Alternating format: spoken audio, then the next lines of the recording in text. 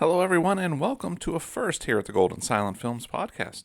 This episode serves as a part 2, if you will, to our deep dive into the previously released Gold Rush. It's an addendum of sorts to that supersized season finale adventure. That episode was so chock full of information that we were forced to take an awesome interview and kind of give it its own spotlight. But before we continue on our hunt for cinematic gold, let's talk about the various Golden Silent Films podcast social media outlets. As usual, head on over to Golden Silence Cast on Instagram and Bluesky for all the up-to-date info on this little show. And for all of you folks on X or Twitter, just follow at Golden Silence 1 or just search for Golden Silence Cast and we should pop up. All of those screen names and sites will be in the episode description in case you are interested in checking us out. We would love to have you on board, and at all these social sites, you'll get behind-the-scenes pics and info, upcoming episode reveals, and other fun film-related materials. And always, you get fun photos of our podcasts, Gizmo and Soda, who are worth their weight in gold. Also, if you're listening to this program on Spotify, Apple Podcasts, YouTube, or Amazon Music, please leave comments, reviews, ratings, or both. Our show has been around for over 5 years now, and we're only at 19 reviews on iTunes. We would love to see those numbers tick up, and you awesome silent film fans out there can make it happen. All of those ratings and reviews help so much. So live your best review-leaving life and help our little show grow and reach fellow silent film fans all over the world. Dropping those reviews gives us more exposure in the land of podcasts and kind of lets us know how we can improve or what we can focus on. As always, we are always grateful for the feedback and always want to bring you the best show humanly possible. And please subscribe to the Golden Silent Films podcast. While our output can be sketchy and irregular, if you are subscribed, you're never going to miss an episode, and the moment new content drops, it's going to go straight to your listening device of choice. Now, we are in our 5th season, at the end of the 5th season, about to start the 6th season, and don't want you to miss a second. And as for our YouTube presence, we are pushing to get 100 subscribers. We tried to do it before 2026, but it didn't quite happen. But better late than never. So you know the magic words. Like, comment, subscribe, and hit that bell for notifications. Now, when we sat down to plan our Gold Rush episode, we had a lot in mind. It was an important episode for us for a few reasons. It was the monumental 75th episode of this podcast. It was also our big season finale extravaganza. On top of all that, since we released it on Christmas Day, it was a gift for all of you fine listeners out there who have been supporting this show and silent film in general. With all of that in mind, we wanted to fit as much juicy golden nuggets of info into the show as humanly possible. I'd say we succeeded on that front in retrospect, though. I think we did a little too good. In addition to all of the great behind-the-scenes story, lore, making-of stories, we also lined up a fantastic interview with noted Chaplin expert Dan Kamin. Now, as we were putting the whole shebang together, we realized this might have been a little bit too much. As you know, short episodes really aren't our thing here on the podcast. We like long, informative, and hopefully entertaining adventures through cinema history. But this time, we decided to pull the interview back and give it its own spotlight. There were so many great insights and stories from Dan that chat deserved its own episode. And we are proud to share that discussion here with you now. So I hope you enjoy listening to it as much as we enjoyed recording it. Since this is a supersized season finale, it is only appropriate that we bring in a special guest to look back at the classic Chaplin film, Gold Rush. So, without further ado, please welcome Chaplin expert and fantastic entertainer in his own right, Dan Kamin. Thank you so much for joining us, Dan. For those unfamiliar with you, please tell us a little bit about yourself and your interest in Charlie Chaplin. Well, I have a kind of vested interest in Charlie Chaplin because he changed my life. I was an art student at Carnegie Mellon University in Pittsburgh, and they had a great film series there, and I saw my first Charlie Chaplin film because Charlie Chaplin was somewhat erased or canceled from the cinema of my growing up years. I'd never seen him. I didn't know what he looked like. So I was unprepared for the fact that it seemed to me to be the best film I'd ever seen. And why hadn't I ever seen it? And why hadn't I ever heard of this guy? So that sparked my interest. And he has remained kind of the gift that keeps on giving. The immediate result was a change in my professional direction. I was studying art and industrial design and graphic design. I ended up becoming a mime. So we are here celebrating the 100th anniversary of the Gold Rush. So Dan, what is your history with this film? Well, as I mentioned, it just knocked me out, and I didn't know what to do with that. I walked out of that theater in a kind of a state of enchantment, and I didn't know what to do with it because little as I know about life at that time or movies, I did know they weren't making silent movies anymore. Nor was I a drama kid in school. I wasn't aspiring towards a career in theater. So I got some books. I checked out every book I could find from the library, or I bought books that were for sale in the bookstore, and I started reading about him.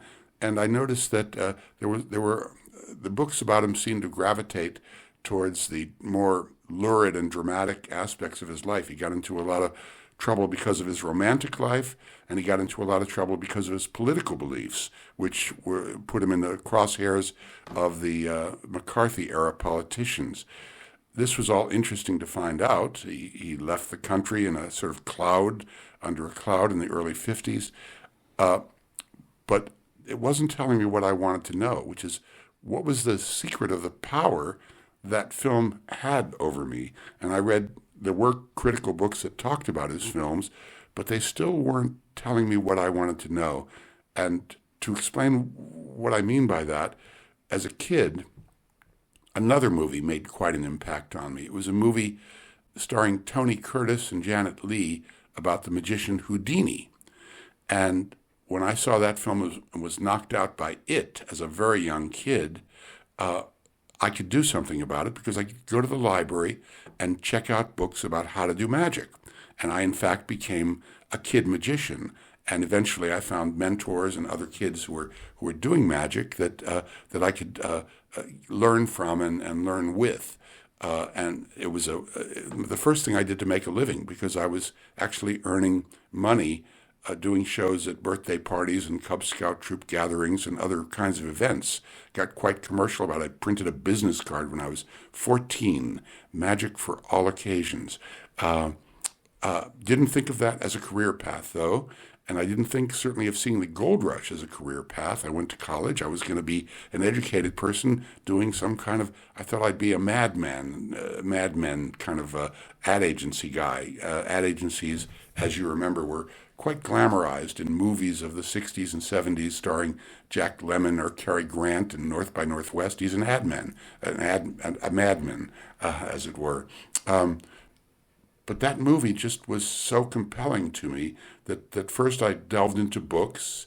And it wasn't until I saw a man on the campus who did a mime show.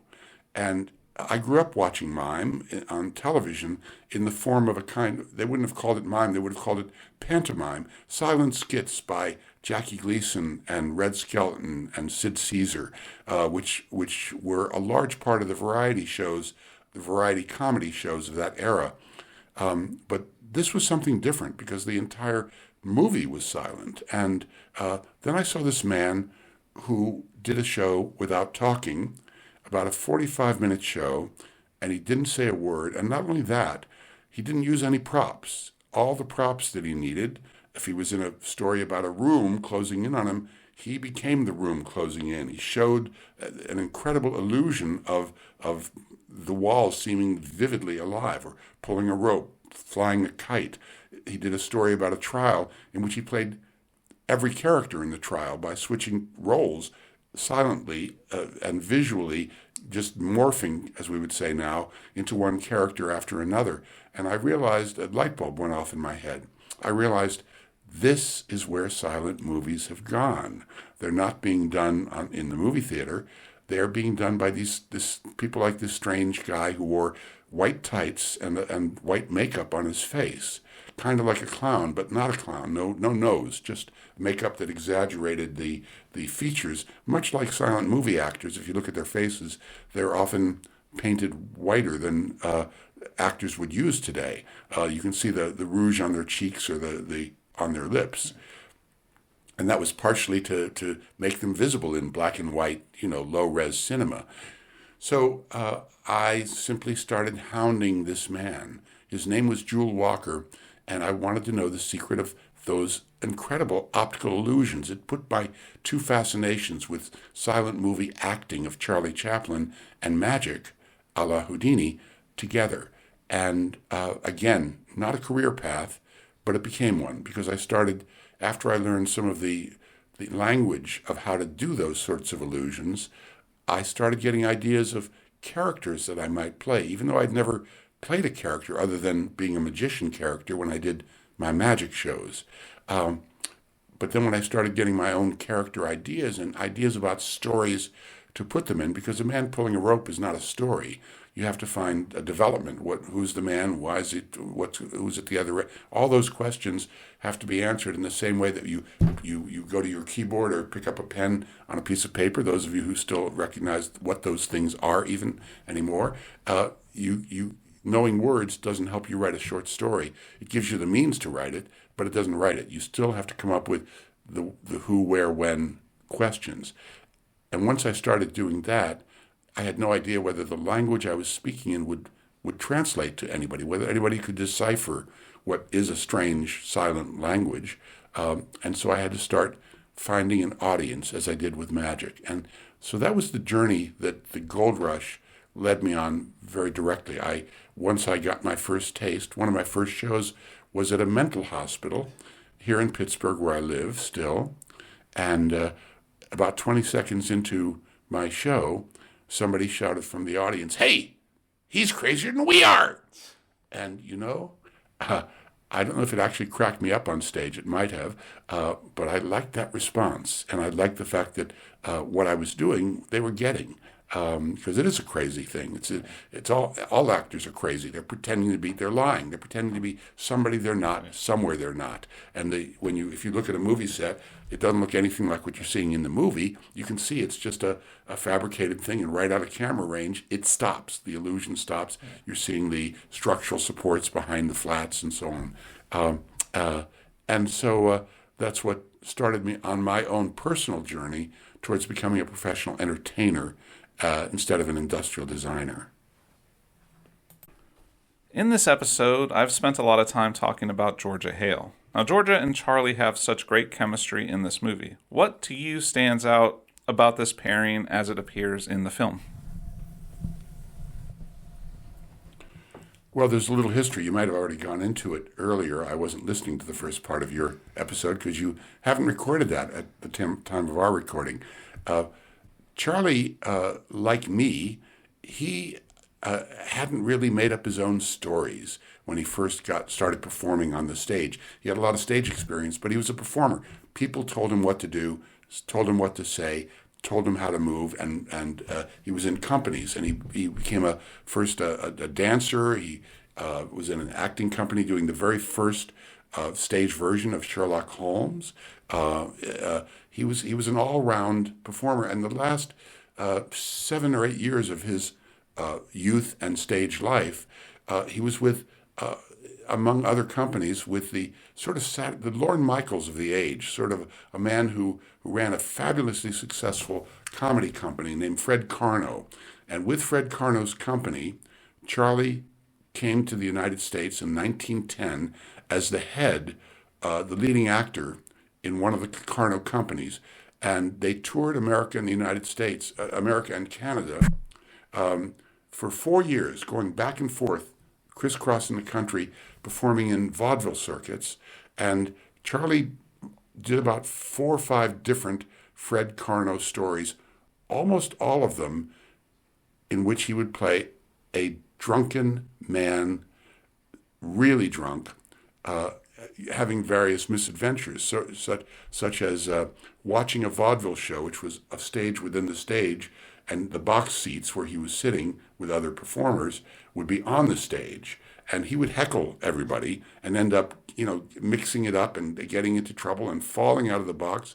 He learned how to take spectacular falls without hurting himself. And of course, as a drunk, that's easy to do. It's easy to conceive of that you will take falls because it gives you a reason to be clumsy. But he was a paradoxically graceful, clumsy drunk. And that was his signature role on stage. A man named Max Sennett saw him in that show and said, he'd be a good guy to get if I ever have my own comedy company. And in 1912, he did. He had the Keystone Comedy Company that he formed, and already the actors from it who had been performing for about a year when Charlie entered the company, a year to 2 years, had become the most famous actors in America because those comedies were wildly popular. He hired Charlie Chaplin at the end of 1913.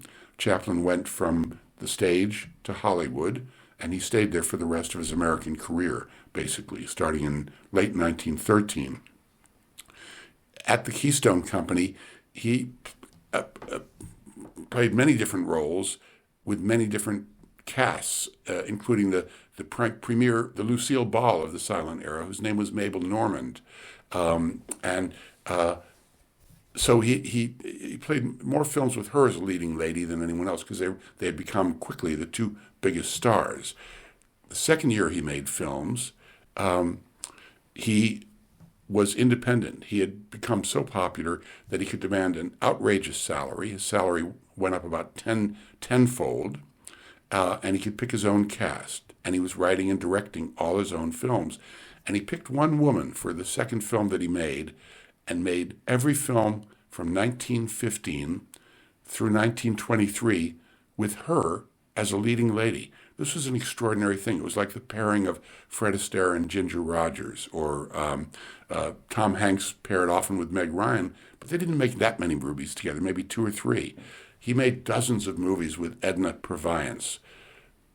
By 1923, he was feeling he needed a change, and so he hired another woman to be the star of the Gold Rush with him. He had the misfortune that this other woman became his girlfriend and lover and got pregnant. And in those days, you weren't pregnant without being married, without ruining a life or a career. So it was a shotgun marriage for him, and she was uncast as the role of the dance hall girl in the Gold Rush. And he had seen Georgia Hale in a film by Joseph von Sternberg, who most of your listeners will know from his famous film The Blue Angel in the Sound Era with Marlene Dietrich, made her a big international star. And Georgia was a very different kind of person. She was very different physically than Edna, who was kind of a turn-of-the-century, slightly zoftig, fleshy woman, and rather, her character was invariably, reluctantly charmed by Charlie, but she herself was a kind of motherly character and delightfully flirtatious. But Georgia was a hard-edged 20s vamp. That's the role she was playing. She was a dance hall girl, which is euphemistically, what would a dance hall girl would have been? What would she have been in real life?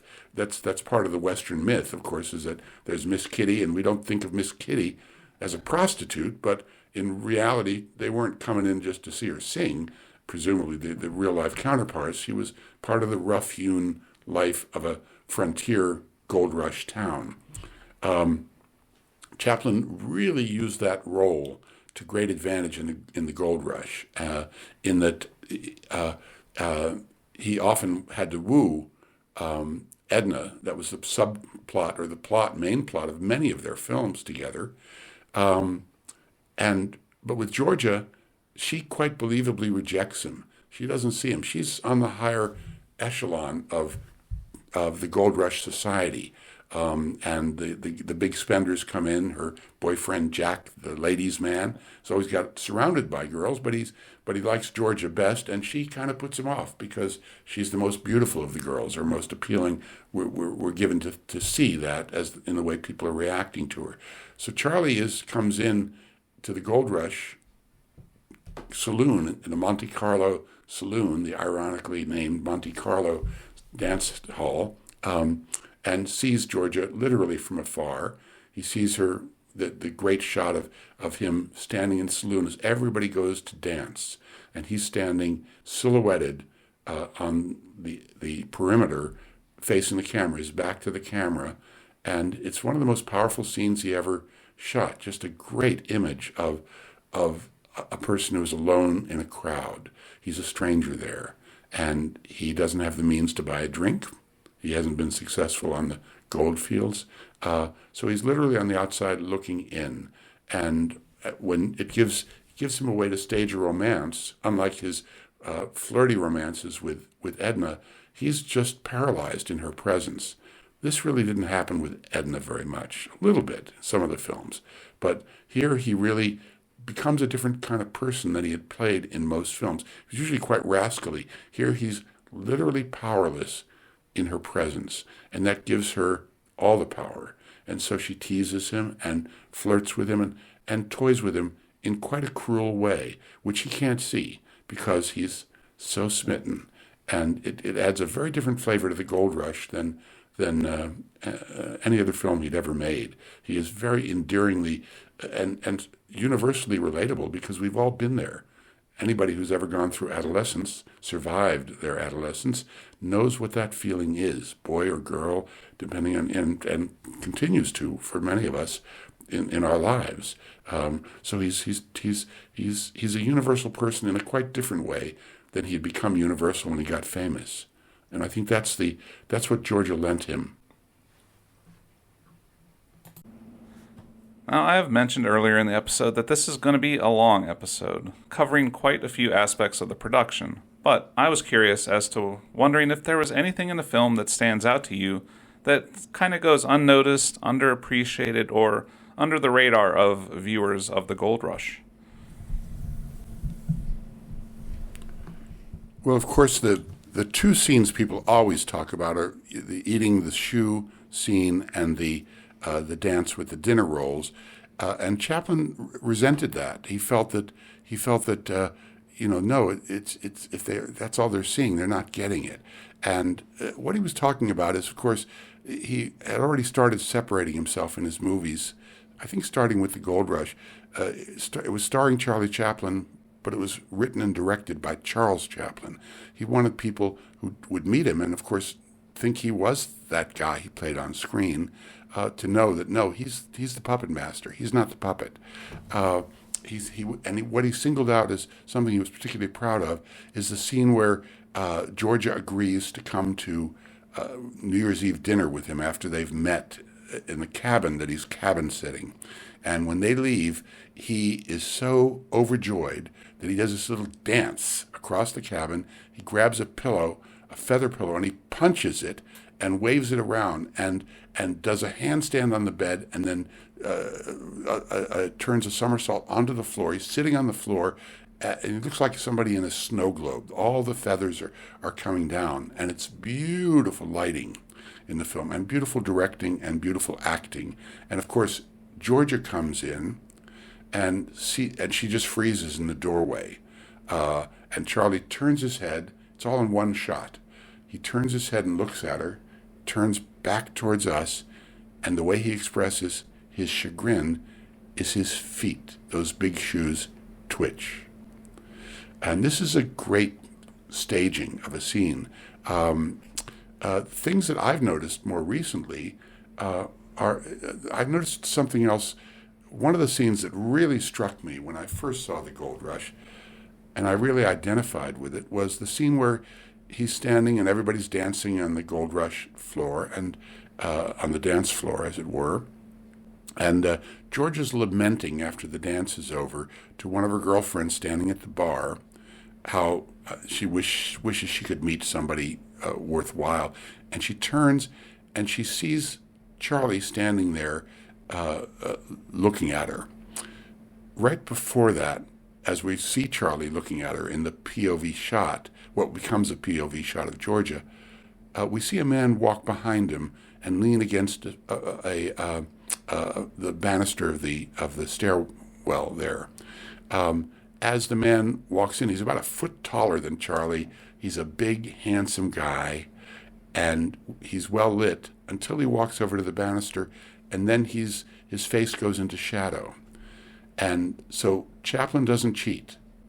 He cuts back to Georgia. She smiles at Charlie. We're seeing her in his point of view. Then we cut to her point of view, and he sees her. She sees him, I'm sorry, and he can't believe his luck. He smiles back. But in fact, what we see in that shot is the man behind him smiling too. Georgia knows that man. Somebody has pointed that man out to Georgia at the bar. Says, look who's over there. But we don't see that because his face is in shadow, and Charlie's face, which is always painted whiter than everybody else's anyway, is like a moon, like a radiant moon, and he breaks into a radiant smile, a little hesitant, but radiant, because he can't believe this beauty is interested in him. And then back to his point of view from slightly behind as she starts walking towards him. And then cutting back to her point of view. It's not her point of view anymore because we're seeing everybody. She walks towards him, right past him, towards the guy. The beauty of that scene is that he could have not shown that guy up till the last moment. Instead, he takes the time and trouble to stage it so that everything is visible in front of us, like a magician doing a magic trick. We know it's happened. There's no secret at the end, but we didn't see it coming. So if the man was in full light, we would have been not fooled just as Charlie was fooled. Instead, we're fooled at the same time as he is, and we're gripped by the disappointment at the same time that he is. And he doesn't overplay it. In fact, it's quite underplayed on his part. She just walks past him, and he holds his hands outstretched position for a moment more, and then just turns and sees what's really happened. That's a scene achieved with lighting, and I'd never noticed it really before. I saw the new 4K version this summer. It wasn't because of the 4K version, because it's apparent in every version. It's just brilliant staging. Another thing that I became aware of, looking at the film, because I'm writing something about it for something right now, is the way that the opening scene, the opening introduction of Charlie, where he's walking. First, we see a long line of prospectors at the top of the film, and he's reproduced a stereo card. Stereopticons were the viewmasters of the age, and they would make stereo cards. They made stereo cards of the 1895 gold rush, the Chilkoot Pass, long line of prospectors. And Charlie virtually recreates that actual photograph, and he got 500 homeless derelicts from a nearby town and paid them for several days and food and to be that caravan of there was no way of CGIing it at the time.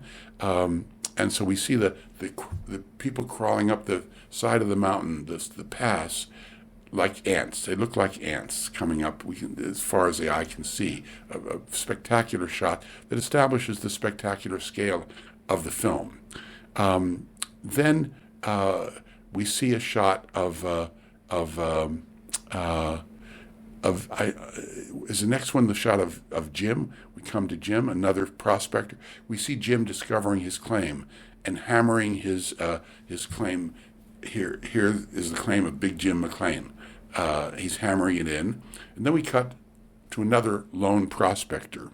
So it's a second lone prospector, and this time it's Charlie on a cliffside, walking a very narrow path. So he's contrasting himself with the long line of prospectors and Big Jim in two ways. First of all, the other people are on a cliff, a mountain pass, up. There's no danger of falling. They're just on a long trailhead.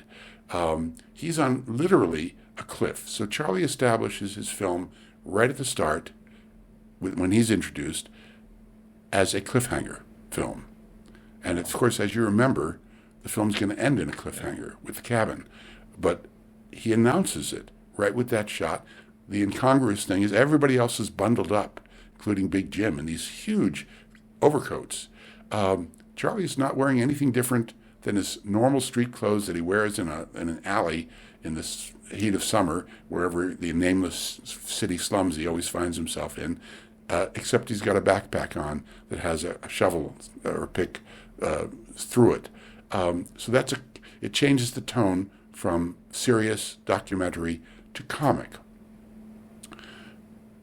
And then he turns a corner and he does his characteristic corner turn where he hops on one foot and straightens the other foot out, except it's along a cliff face. So it's an unmistakable reinforcement of this is a comedy. Now we're at the comedy part of the film. The film's going to keep flipping back and forth very skillfully through comedy to drama.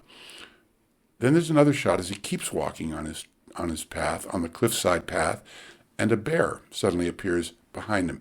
It's a real bear. There was no way to fake that. Not sure how he had the courage to do it. The bear doesn't appear to be muzzled, but and the bear is walking right behind him, and he doesn't notice it. And that's the second joke in the film, third joke really. He sort of trips along. It's very apparent that the cliff ledge that he's walking along is very uneven and narrow, but he's still walking along, sort of semi-tripping as he does it. And suddenly he pauses for a moment as the bear walks into a crevasse, and he turns as though he's noticed something or smelled something, and he turns and he just looks around casually. He has not noticed the bear. This is a very pleasant comic scene, but it also establishes the central theme of the film. And I'd never noticed that before because it seems like a self-contained atmosphere-setting thing.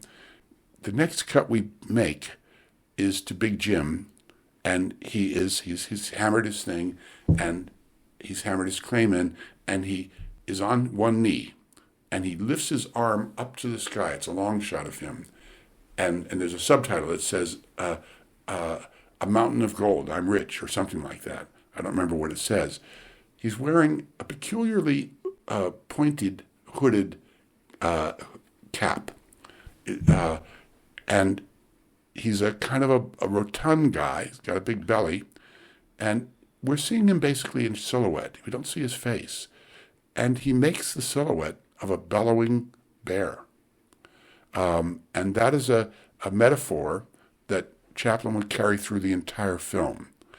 The first time that he meets Jim in the cabin, when Jim has been blown into it, and Charlie has wandered into it trying to find shelter during a storm, Charlie is munching some kind of joint of meat, and Jim is sitting on the edge of a table gasping, and he doesn't see Charlie, he just sees the meat, he grabs at it, and he starts to chow down, and you cannot tell whether he's eating the meat or the meat on Charlie's arm. And Charlie reinforces that by pulling his arm away and checking his hand to see whether he's got all the fingers.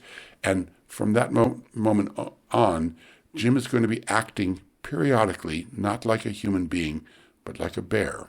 And that's what leads to the great scene where they're starving so much that Charlie comes up with the idea of eating his shoe. And of course that came from another historical incident. The Gold Rush was one historical incident, but the film blends two. The Donner Party expedition of the 1840s, where the pioneers crossing America were snowbound in the Sierra Nevada mountains, and they ate first their pack animals, then their moccasins, then each other. And Chaplin was looking at stereo cards of that at Douglas Fairbanks' house, and he thought, what a great idea for a comedy. And so again, the theme is stated at the beginning, the two themes. First of all, what hunger drives people to is one of the film's central themes. And another one is the capricious nature of fate.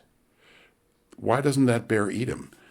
Bear's not hungry then, evidently. Just good luck on Charlie's part. And fate is going to alternate its good and bad luck in conspicuous ways throughout the film in a way proper of an epic comedy like The Gold Rush. And the identification of the bear, of Jim as the bear, of course, reaches its apogee when he literally hallucinates Charlie into being a giant chicken or turkey. And we have that great scene that actually precedes the scene No, it doesn't precede it. We've already had the shoe scene, which is another scene about hunger.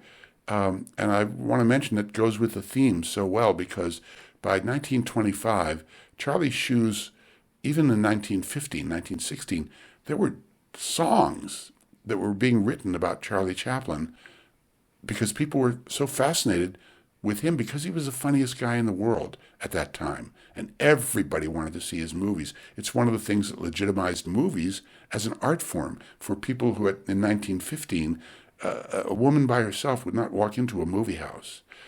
They were considered dangerous places where kind of low-born people, workers, mill workers, mine, whatever, would be hitting on an unescorted woman. Those shoes became a part of the graphical iconography that helped him be so recognizable on the screen. Didn't matter how poor an artist you were, you could draw Charlie Chaplin. All you had to do was a round derby hat, mustache, and big shoes, baggy pants, big shoes, cane. Anybody could draw that, like a stick figure. Anybody could act like him. All you had to do was turn your feet pointing in opposite directions, and just take a walk.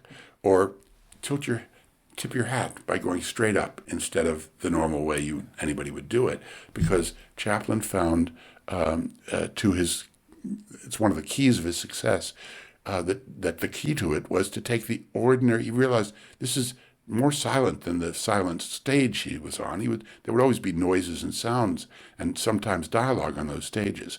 There wasn't any of that in a silent movie. And so he put his attention on literally trying to turn everything he did on screen, the things that you don't think about because you take them for granted. How do you walk? Funny. How do you light a cigarette? Funny. How do you tip your hat? Turn a corner? Do everything funny. And he developed out of that an extremely eccentric character that everybody yet somehow identified with, because he was finding a funny way to do it, to transform himself into a kind of cartoon of human follies, frailties, foibles. Eccentric. He virtually defined eccentric. Everything he did was funny. So that when he eats a shoe, he is literally eating himself. It's cannibalistic, because people were so identified with that shoe as a talismanic symbol of his own comic essence. There were songs, as I said, those Charlie Chaplin feet, that Charlie Chaplin walk, funny Charlie Chaplin, and people tried to interpret. The writers tried to channel them. Cartoonists would do new Charlie Chaplin gags in cartoons. Songwriters would write songs about trying to really ride on that essence, in the same way that anything becomes a fad and people it's an easy joke to make. Like as a mime, I appreciated that when I became a mime, because the mime fad of the 1970s in America was short-lived, and pretty soon it became, if you want to kill a mime, do you use a silencer? If you want to shoot a mime, because mimes became an easy target. We had no Anti-Defamation League, and it was that form of mime became a passing fad, as many kinds of entertainment do. So that theme of cannibalism and fate become deeply imbued into the film, and I'll finish this long disquisition on the subject by just noting something remarkable about the Gold Rush. The other famous scene, the scene where he dances with the bread rolls, drove audiences so nuts when it was shown in this premiere in Germany, that the audience at the theater stamped and shouted so long that the projectionist rewound it and showed the scene again. It's the only known instance of a movie scene getting an encore right on the spot. But it's a remarkable scene for a number of reasons, and one is that it binds the two halves of the film together. Because in the first half of the film, hunger is literal. Hunger is the the need for food for survival. It's what makes the gold rush so primal. But the other thing that makes it equally primal is once he's got his appetite satisfied and is in that town and his cabin sitting a cabin and he's got his food, his basic needs are being, then the film immediately shifts to the other kind of hunger that is necessary to satisfy for life, which is the hunger to do something about, to feed the loneliness. And that hunger is satisfied, of course, by love. So when Charlie makes the rolls dance, he's responding to the girls having come over, he thinks, to his New Year's Eve dinner. And Georgia, at the end of the dinner, it's a big success. And she says, speech, in a subtitle. But how do you make a speech in a silent movie? And Charlie says, in the original subtitle, he says, oh, I can't. Oh, I'm so happy, I can't. But I'll dance the Oceana Roll. And an audience won't know what that is about now, but that was a popular song, a ragtime song from about 1911 or 12. It doesn't matter if you know it, because you get, as soon as he spears the rolls, you know he's making a joke about rolls. I'll dance the oceanic movement of rolls. But the amazing thing is, in terms of Chaplin as a filmmaker, is that in the first scene where he eats his shoes become food. In the second scene where he makes the rolls dance, food,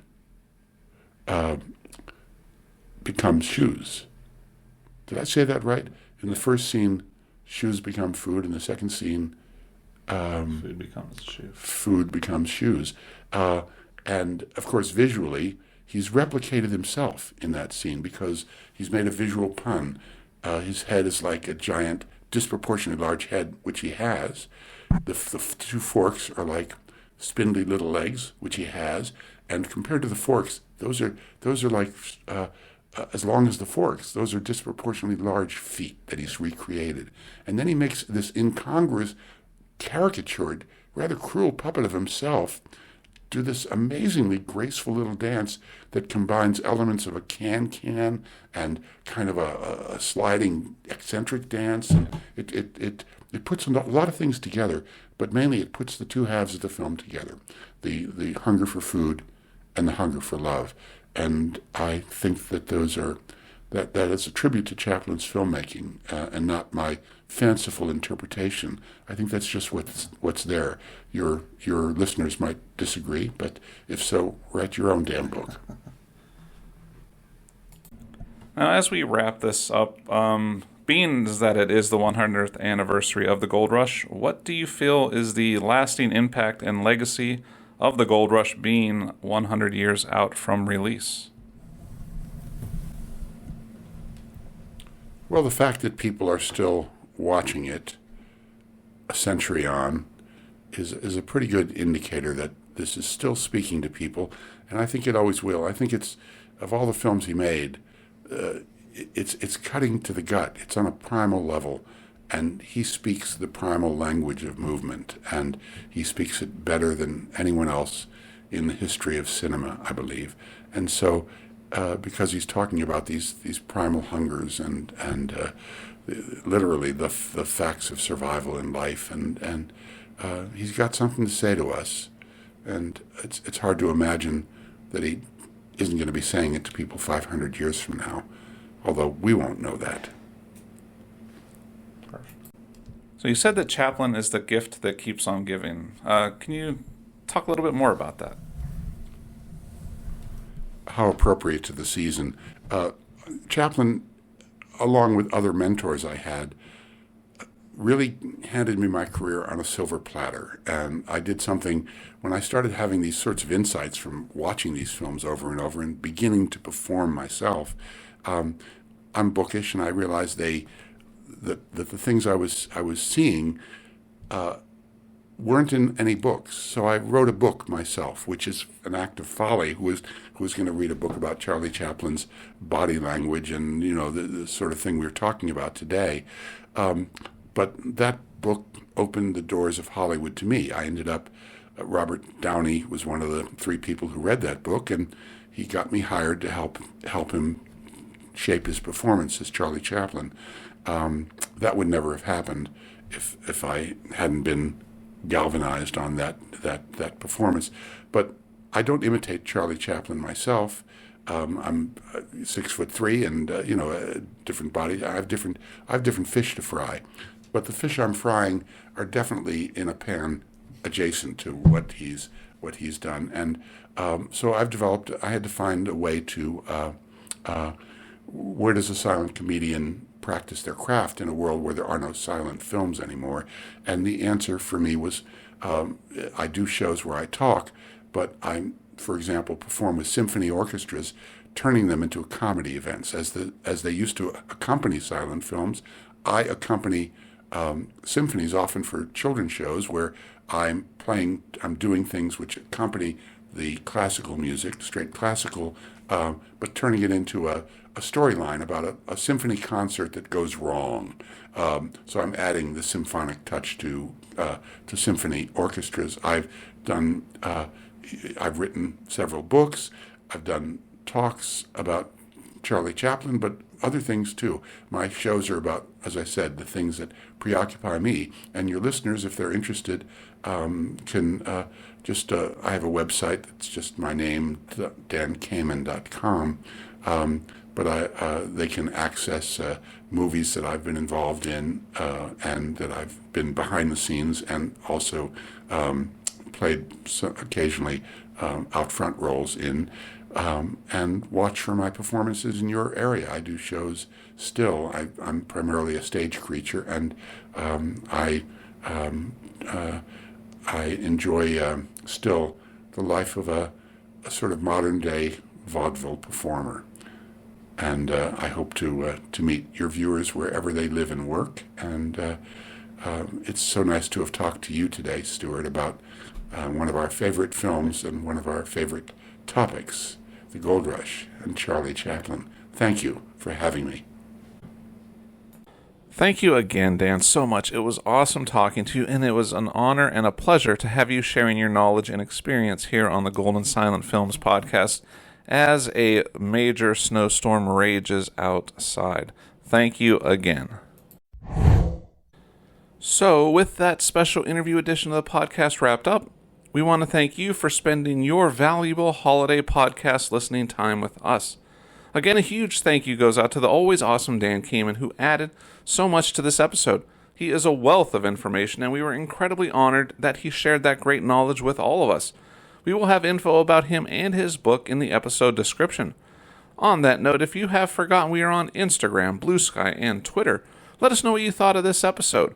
What silent and silent-related movies, books, or experts, past or present, do you want us to look at next? Our world of silent movie knowledge and experience is constantly expanding, and as always, we need your input for our future episodes here and beyond as we move in to 2026. Again, if you listen to the show on Apple Podcasts, Spotify, Amazon Music, or any other podcast outlet that allows it, subscribe, rate, and review. If you're watching it on YouTube, like, subscribe, and comment. It does a ton for our visibility, and we love hearing your thoughts and ideas.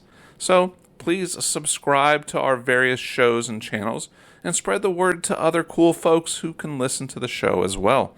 We really, really appreciate all of your incredible support and seeing how much you folks listened across 2025 on all of our many platforms only makes us want to make the best show possible. And heading into Season 6 in 2026, we have some incredibly cool stuff planned. So, with all of that being said, thank you to all of you fine listeners out there for all of your fine listening. And don't forget, the silents are golden and the talkies are just a fad.